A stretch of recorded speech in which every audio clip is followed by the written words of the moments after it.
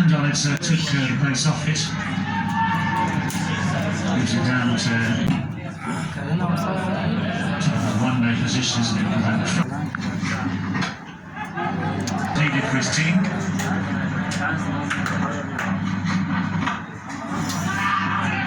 Pushes for single, that takes him to 99. Does the ricochet give him a chance to come back?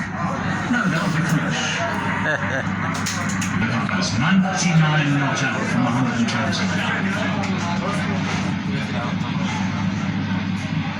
Impossible to ignore the fact that you're approaching this landmark. It's one of those mysteries, isn't it? I mean, what's the difference between 99 and 2 runs? Yes, those 3 figures make all the difference.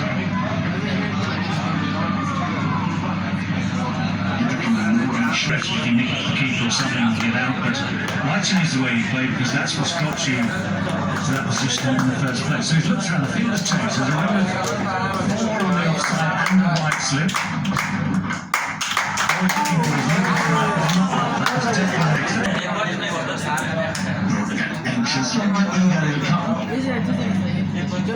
to steer the breeze for us. His partner's got to be alert here. Alert.